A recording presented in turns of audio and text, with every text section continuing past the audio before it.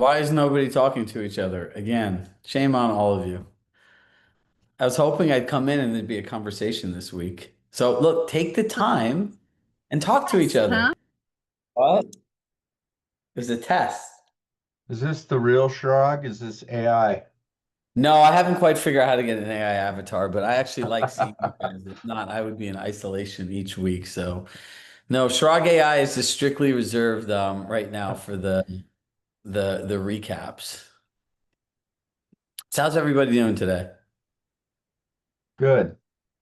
Good. So, couple housekeeping items, right? I think it's important. We're starting this prospecting boot camp tomorrow, so I would have all of your team members join it. So, Brandon Weaver, who built this, I love the name that he has, calls it a property intelligence platform. So, he's going to teach your team members how to have prospecting plans. Then he's going to give everyone 3 weeks of free access to his platform as part of being in our community. And then he's going to literally show them how to use it to make all of you money. So if your team members don't go there, major red flag. It's interesting. We just had a meeting today about like improving our platform. So one of the features that we asked about is there any way that we can tell the team leaders that paying for coaching for their team who's actually showing up so they're looking into it? Just remember this, addition by subtraction and simplification. So today we're going to talk about communicating your value proposition. So let me ask you all a question. As it sits today, how do you communicate what you offer?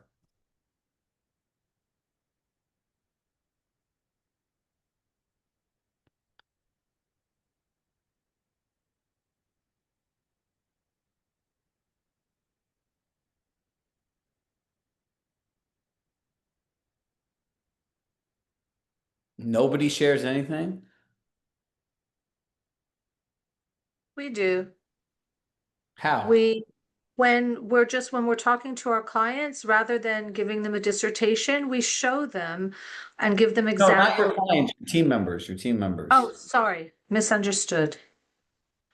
We have Okay. a formal sheet that you and David helped us write as far as our value and our values, which we discuss and we use. It's part of our book, our team book. So my question is, after somebody joins your team, how do you communicate your value proposition on an ongoing basis? Cassandra, you're nice enough to raise your hand. No one needs to raise your hand. Small group, you can just unmute yourself. Bottom left-hand side. Um, kind of loosely but regularly, if that makes sense. So every now and then, when I feel something is drifting or dwindling, I pull it into the team meetings and try to find some uh, inspiring and motivating reasons to reiterate, what our values are. Yep. So do you see the key words in what she said right there? When something is going in this direction, right? So write this down. Offense, not defense. We need to play offense, right? The best things that you can do for your business are P and P. They're planned and purposeful, right? Everything should have a plan and everything should have a purpose, right? So let's go through that. Is there anyone that shares anything today, like in any other kind of way, or all of you just don't tell anyone anything and they know what they have and they should just use it? Is that my understanding correctly? Melissa? We also have a WhatsApp group with the team, and when something is new, when something is important, we use that as a form of communication as well. And if something's really important, then I will call everybody myself. Yep. Yeah, we do have a Google chat group that we constantly talk on too. So these are more just conversations, right? And they're just happening because they're happening, right? So you should all find great value in what we're going to talk about today. And when you look at this, you're going to be like, wow, Chirag, this is really simple. And I always tell people, because something is simple does not mean that it doesn't have high value, right? People think that you need to do all of these crazy, complicated things, but it's doing all these small things really well fills up the cup, right? So here's our roadmap for the day, right? And we'll get moving, right? Think about this. Who are we? Who's our ideal agent? What do we offer? How do we help you grow? Are you 100% clear on these 4 buckets? Some yes, some no. This is a great starting point. Now, by the way, if this does this feel like a lot for anybody? If somebody asked me this about my business, I would say, man, I'm like, Jesus, like that's who are we? Like that's a big question, right? So you can go into ChatGPT and say, I'm trying to figure out who we are as a team. Ask me questions one by one till you can provide a clear answer, and it will help you, right? Now, that's the first part, right? And this is how you're clear on what you offer, right? So how can you really communicate your value if you don't know what you offer? We offer Can leads. I ask you? Yeah, go ahead. So I try to do these things, but I do them very like inspirational. They're not very concrete, right? I put things out there such as we never give up, no client left behind. I mean, these are but they're just very general. I'm sure you mean something more concrete, right? Okay, so have any of you watched or seen or witnessed the Robert Refkin Compass CEPs video? Anybody? All right, pull this up. All right, I'm gonna be like a teacher in school. Like when they would like play a video, it'd be like, yeah, I remember that. And like when we're all in school. All right, hold on a second. Jesus.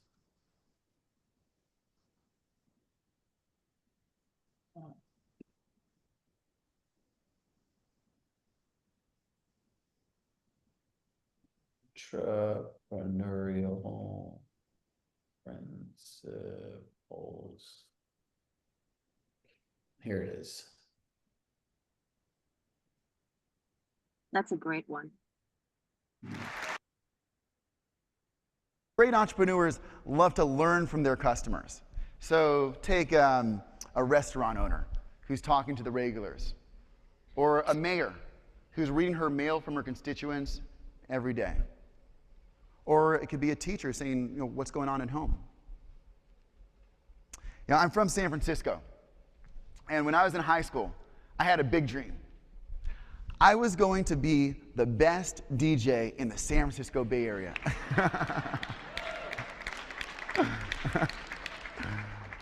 And so I took all my savings from babysitting and I moved fast before my mom could tell me not to.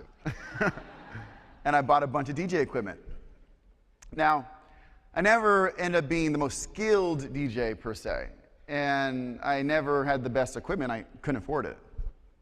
But within 2 years, I became the most utilized DJ in the San Francisco Bay Area high school system.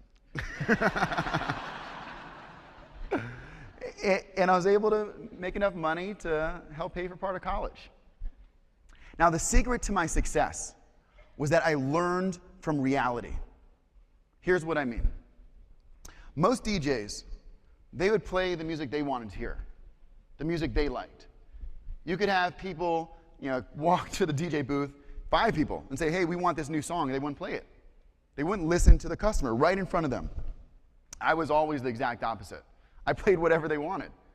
Because to me, the difference between playing what they wanted and not, listening to the customer or not, was the difference between being invited back or not, between having a full dance floor or a half-empty one. The secret to Compass's success is very similar. Compass is the first company in the history of real estate to really listen to agents and to build for them. Good leaders must be good learners. And by definition, to be a good learner, you have to be a good listener. So always learn from reality. The next principle is be solution. Do you see how clear he explained to you what learning from reality is? Right? So communication without context is miscommunication, right? So when we're talking about these things, we need to give real examples on what they mean to us. And we have another session on values towards the end that we could talk about this. But a great example is we provide leads. Great. How many leads do you provide? Because when an agent hears that you're going to give them leads, they think they're going to be rich and every lead you have in your business is going to them. Identifying your audience, right? Who's your ideal agent? Where are they in their careers? Having a new agent is like having a newborn child and an infant that does not know how to do anything, right? What resources and support is the agent looking for in joining a team? This is so important to understand what people want versus what you have. So how many teams here don't provide leads? Okay. How many people here provide leads? Some leads, not a lot. Bingo. So if someone wants to join a team where it's like the thing that I really like, you know, what resources and support are you looking for? Oh, I really want somebody that can give me leads. Great. How many leads are you looking for? I don't have any of my own business, but I'm willing to work. Would that be a good fit for you, Christine? No, right? Melissa, I know that's not a good fit for you either, right? So we need to be clear on what they're looking for. Like when you look at this, you're like, this is not complicated stuff, but it's clarity, right? We're often not clear. The other people are not clear, which leads to chaos, right? What values does this agent must have, right? So Cassandra, you go back to some of those words say, right? Like we believe in no client is left behind. What does that mean to you? And see if what they think is even close to what you believe, right? And what's their pain point, right? So let's talk about this. Perceived value, actualized value. What is perceived value? Anybody? Most of you can't answer this because you've been here for like, you've been working with us for 4 years. John and Gary, you guys are out too. Perception, it's what people believe when they look at things to be true. And then what's actualized value? What gets delivered? What they understand they're getting. Perfect, right? Perception is what we feel that we offer, which is generally true, right? But perception has to be reality in the sense that actualized value is what they understand, and how that's communicated is the gap. So we provide admin support. What the hell does that mean? When agents hear that on your team, they think your assistant's their assistant, right? Like it's like when you work with so many top teams and teams around the country for years, it's the same thing over and over again. Actualized value means we have transaction support. So these 15 items that you normally would spend hours doing yourself is part of being on the team, and it's a service that we offer our agents. Oh, then their mind starts thinking, okay, if I have this, here's what happens, here's what I would do, here's the free time I'd have. That's actualized value. The same thing is when you go on a pitch, right? No matter what you say you offer, unless it's clear, concise, and quantifiable to the client, they don't understand it and they'll never pay for it. So that's why people have issues getting hired, right? So let's talk about different communication methods. Onboarding. Who here has a structured onboarding plan? Yeah, 1, 2.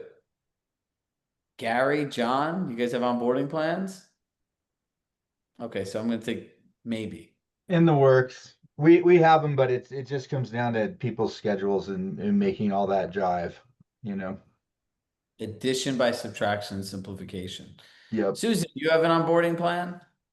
No, we No, because don't. we're just getting started. It's always just been my business partner and I, and we're just starting to bring on 2 members. So I'm a total newbie at this. So I'm all ears.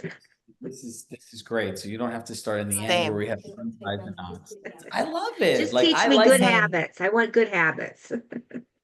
I like newborn team members, right? I'm not a fan of like newborn agents, but like newborn team members, cool. Team leaders. So here's onboarding, right? Do you know what the sole purpose of onboarding is?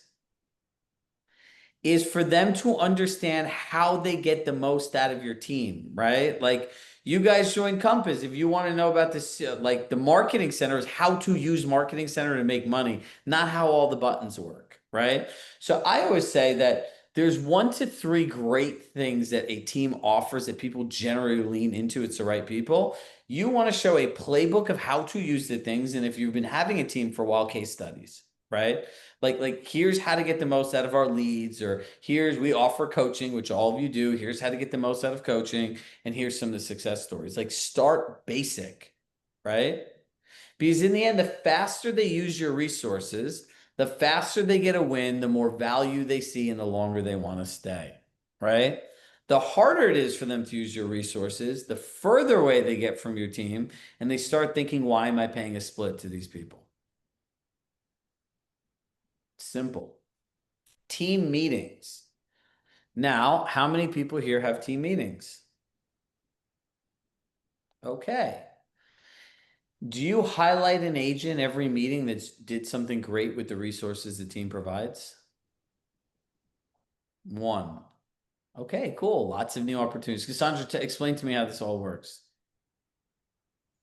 So I find myself sometimes preaching very often for using the same tool. And then when somebody actually uses it, it has a result. And I make sure that I really drag that agent into the spotlight and let them talk about why finally listen to me was a pleasurable and successful experience. So give me an example of something somebody used recently. Okay. So some of the agents like to work with leads instead of with their sphere of influence. And it's one of my toughest battle to keep saying, yes, it's okay, use a lead every now and then from a third party vendor, but still work on your sphere of influence, talk to them, and so on and so on. And finally, an agent did that recently and came back like all hopping and like, oh my God, this was so nice. And people were so nice and they liked me already. And it's like, okay, please share. Exactly. Work with people you know, not random strangers online. Perfect. So I would say like, hey, I really want to highlight Cassandra today. She used the time that we have together in our coaching session on working with her sphere, and I want her to share the result. And then you're going to get up there like, oh my God, it's amazing and everything else. And you should do that one time in every meeting, every time, because social proof and peer proof is the greatest form of motivation. Internal newsletters and email updates. You have an opportunity to send your team a newsletter the way that you send them to your clients, team trainings and workshops, right? If you're going to do anything, I would be spending time at least once a month, with your team members on how they can get the most out of your resources and teach them. And then the one-on-one check-ins, right? That's learning from reality. Feedback. Hey, when you came here, Cassandra, Susan, SO and SS, right? You guys wanted these 3 things, right? Tell me what's been going on and how we can help you get more out of them. And they'll be like, oh, remember, you want a different outcome, ask a different question. Multi-channel communications, right? Like website, join page, social media, agent-to-agent email marketing, team trainings, recruiting guide. I'm going to skip this because none of us are here, right? Like we're not at this place. We're all in the beginning, so I won't be tone deaf, right? Measuring success. You need to constantly be getting case studies from people, right? It doesn't end. So here's how you do a case study. What was the original feeling? This is 20% of it. What did somebody do? That's 30% of it. And what was the outcome? That's 50%. You want to paint the financial and emotional outcome with as many details as humanly possible.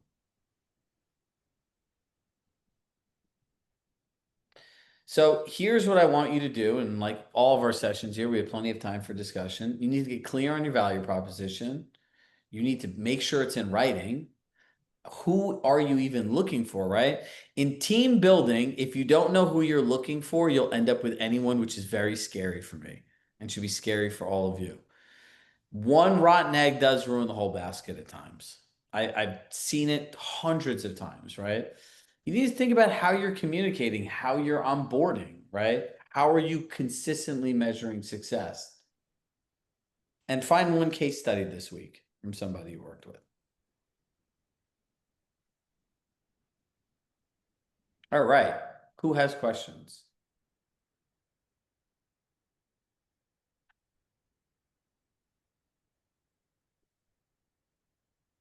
Anybody? Questions, comments, concerns, topic or not on topic? Can you go a little bit more in depth on the case studies? Like an example? Great. Give me an example of an agent win and I'll literally verbalize an entire case study. Agent win. Actually picking somebody up in an open house and going into contract. Okay, perfect, right? So like the original thing is, I was always looking for new ways to meet people and it was always challenging, right? Like I always had it says, all right, hold on, let me start over again. It said, not often I get tongue tied. I would say the original state is like, look, I was looking for ways to grow my business and Christine suggested that I do open houses. So I did an open house and I used the training that I got from Christine. And what happened was really surprising. I was able to get a direct buyer for an open house. I followed up with them. I set up a buyer consultation. I took them out to blank amount of properties. I got them in contract. The property was $1 million and I ended up earning $30,000 in GCI as a result. And now I feel confident in doing open houses and adding it as a lead generation pillar going forward. Great.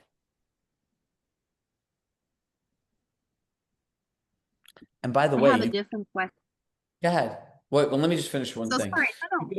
You can also take a screenshot of my formula, upload it into ChatGPT and say, I have an agent success story. Ask me questions so that you have all the information and follow this formula and then hit the dictate button and just verbalize all the answers to their questions. All right, Cassandra. Recruiting and onboarding, right? So I do have a process when it comes to, recruiting, like a questionnaire, and then there's like, the value proposition kind of written down. But the onboarding is literally kicking my behind because I'm very busy myself. How can one structure this? Simple, right? When new people come in, what do they really need to know and how can they get a quick win with your resources? Like focus on teaching one thing, right? Like that's the key. And your onboarding should not be the Compass tools. Make the AM do that, right? Like, what do I need to know, right? So like somebody, if there's an employee here and they're onboarding, the first and most important thing is they need to know all the dynamics of our group coaching program. Like what happens, when it happens, what happens after, what are client tickets, what's the community, who are we coaching? So I'll have people sit on these calls for months in the beginning, just so they have an idea about me and the experience that we provide. And then I have them read the tickets, right?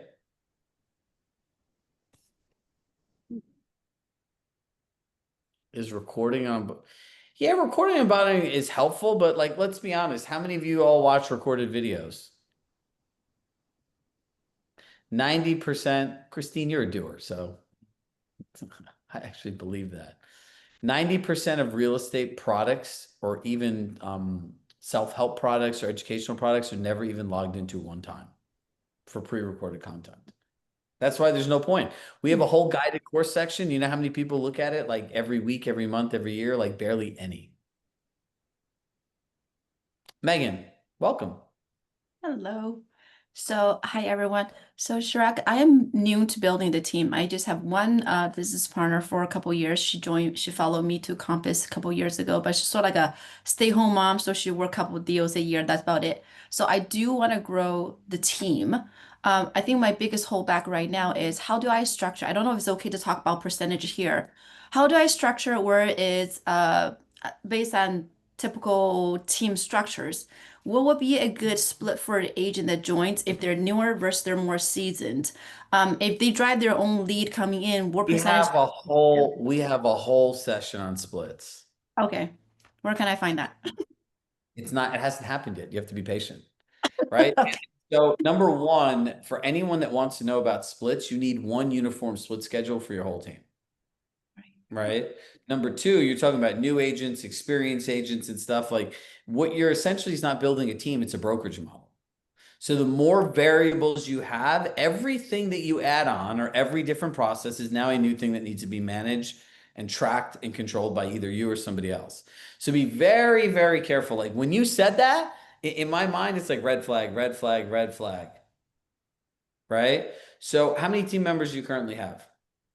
I just have one agent. I have four assistants. Then stick with that, right? So if you're looking at a team member, there's only the first question that you want to answer when hiring somebody is what is the purpose of this person, right? Like if you hire a role at your company, there's a clearly defined role and purpose. Purpose number one is you have so much business and leads that you can't service them on your own. I'm going to hire an agent, right? The second one is you have so much business that you want to add a partner agent, right? Like if you have a 15, 20, 30 listings, you're like, you know what? I need somebody that will like do 80% of the work for like 15 to 20% of the money because it's like having a base salary. Like, great, go get an agent, right? You can put them on all your listings, they could double up with buyers, whatever it is. And the third one is they have the most amazing database in the world, number one. Number two, they have a real need for money, meaning that there's a financial consequence if they don't earn whatever the heck the number is they made up in their mind, like 100, 200, $500,000. Like something bad will happen in their life if they don't earn that money. And they're willing to do whatever it is, partner with you, split business with you. They're not egregious in their ask for their guarded contacts that they don't know how to convert anyway. Outside of those three reasons, there's zero reason to hire somebody. Zero. Like if you want to help people, literally, I kid you not, I have one client and like in an individual client in peeling her onion back, she's trying to give to people what nobody gave to her. And she just wants to help people, right? So I told her, I'm like, here's a great idea. Let's fire all the people. And I told her to go volunteer at a soup kitchen, a homeless shelter, an adult, like an adult care facility, or somewhere with underprivileged women. I said, you will find that so much more fulfilling than constantly disappointed in trying to get people to do what they should be doing or said they want to do to reach their potential. It is a very, very disappointing rabbit hole. So if people don't fit those buckets and they're not earning you income, like keep your thing lean and mean, right? What was your Like your first business, bucket? it's working. Go ahead, Susan. Can you repeat your first bucket you went out when Yeah, you, is that you have so many leads in business, right? Like in New York City, you can be a street easy expert, right? Like, and so if you do a certain amount of business in a building, you can literally hit a button and turn leads in your inbox right away. Whatever your view is on Zillow, still it's business. There's money to be made. It is what it is. But if somebody wants to turn that on and they're like, okay, I can't manage this, but like I've sold every other home in this building for the last 5 years, I could get a ton of leads. I would hire somebody to service those leads. But that's a clear purpose. thank you. Yep. Hey, Chirag, real quick, if you could just touch back on something you brought up earlier, the prospecting boot camp and how you're recommending we have our agents on our team go on that. I know it starts tomorrow. It's 11:30 Eastern. How long does that run? Is it like a one-day thing or is that like a weekly thing? It's 4 weeks. 4 weeks? Okay.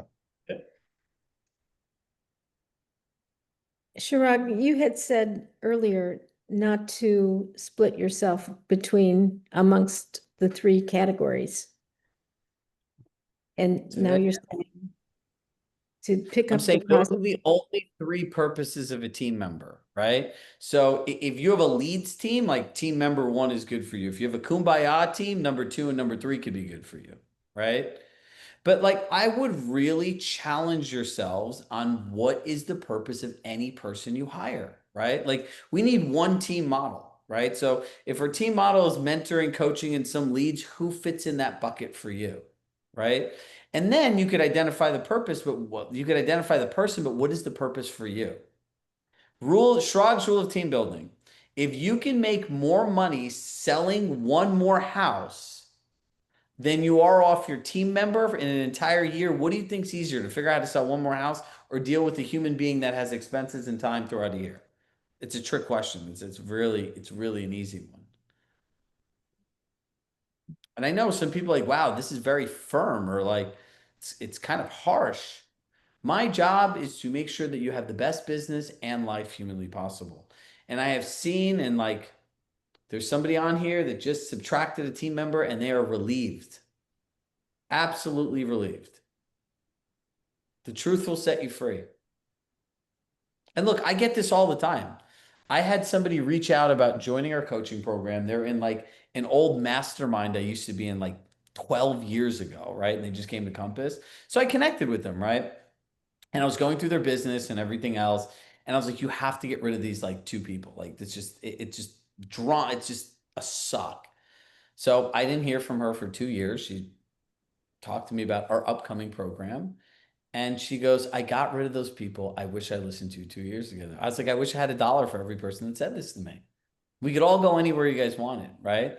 And she's like, I just feel relieved. And it's made everyone else more productive, like you said, right? Performers want to be around performers, right? Simplicity in these team models are key. These teams that have all these people, a lot of them don't make money, like not the way that you think they do. So focus on lean, mean, and be planned and purposeful. Join the prospecting track tomorrow, but make sure your team members do. It might be good. My suggestion is, for the first session, go with them, make it an office activity. And then I'll see you all on Thursday for the AI session. You don't want to miss that. All right. And make sure your team members come too. Thank you. Good. Thanks, Mark. Welcome, Thank you. team too. Yes, they're part of your team, but they have a MJ, they have a clear purpose, right? Like, they have a job. All right, I got to run, guys. Bye, everybody. Bye-bye. Thanks.